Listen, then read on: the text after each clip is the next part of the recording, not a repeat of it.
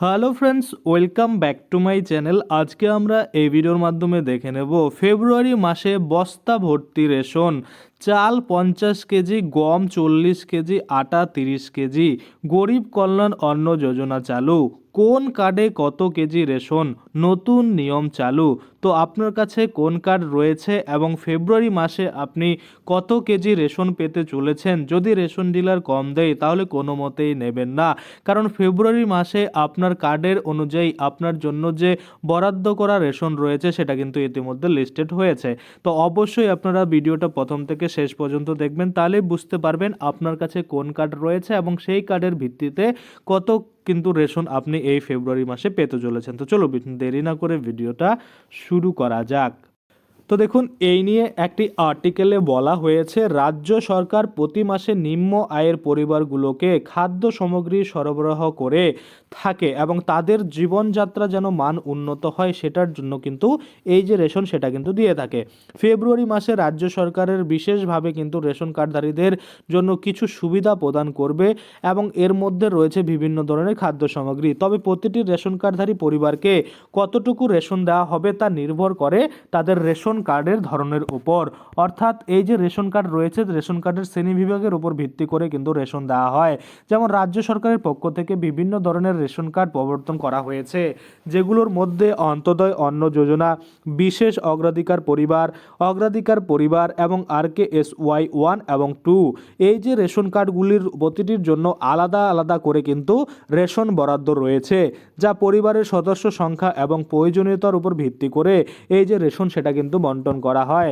আমরা যদি দেখি, 1 নম্বরে রয়েছে অন্তোদয় অন্ন যোজনা অর্থাৎ AAY রেশন কার্ড।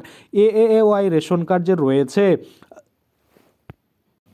এই রেশন কার্ডধারী পরিবারগুলির সাধারণত খুবই গরিব হয় এবং তাদের জন্য রাজ্য সরকার বিশেষভাবে 21 কেজি চাল, 13 কেজি 300 গ্রাম আটা বা 14 কেজি গম এবং 1 কেজি চিনি প্রদান করবে। গম বরাদ্দ বন্ধ করা হয়েছে, তবে আটা প্রদান করা হচ্ছে। 2 নম্বরে যদি আমরা দেখি, বিশেষ অগ্রাধিকার পরিবার SPH, এখানে ডবল H হতো, ও অগ্রাধিকার পরিবার PHH রেশন কার্ড যে রয়েছে, এই রেশন কার্ডধারীরা প্রতি সদস্যদের জন্য কিন্তু 3 কেজি চাল এবং 1 কেজি 900 গ্রাম আটা পাবেন। এরা সাধারণত মধ্যবিত্ত বা কম আয়ের কিন্তু এই যে পরিবারগুলো রয়েছে তাদের জন্য কিন্তু এইসব বরাদ্দ করা রয়েছে। আমরা যদি দেখি RKSY 1 এবং RKSY 2 যে রেশন কার্ড রয়েছে, এই সব রেশন কার্ডধারীরা প্রতি সদস্যের জন্য 5 কেজি চাল পাবেন, যেখানে RKSY 2 রেশন কার্ডধারীরা 2 কেজি চাল পাবেন। এটি বিশেষভাবে নিম্ন আয়ের পরিবারগুলোর জন্য এবং এই অঞ্চলগুলিতে আরও বেশি সুবিধা কিন্তু দেওয়া হবে, যেমন জঙ্গলমহল ও পার্বত্য অঞ্চলের জন্য বিশেষ ব্যবস্থা। পশ্চিমবঙ্গের জঙ্গলমহল এবং পার্বত্য অঞ্চলের বাসিন্দাদের জন্য বিশেষ রেশন বরাদ্দ রয়েছে।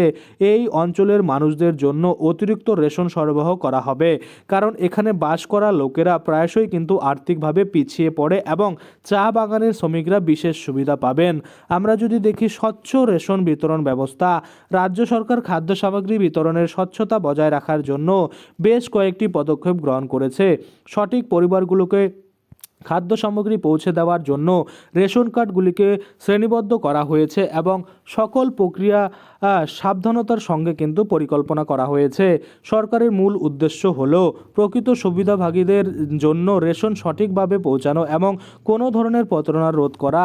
আমরা যদি দেখি, গভীরভাবে লক্ষ্য করা হচ্ছে রাজ্য সরকার চেষ্টা করছে যাতে রেশন ব্যবস্থা আরও সহজ এবং কার্যকর হয় এবং খাদ্য সামগ্রী সঠিক সময়ে সঠিক লোকেদের কাছে পৌঁছে যায়। রাজ্যের তরফ থেকে নানা পদক্ষেপ নেওয়া হচ্ছে যাতে জনগণের মধ্যে এই রেশন সুবিধা সম্পর্কে কোনো ধরনের বিভ্রান্তি না হয়।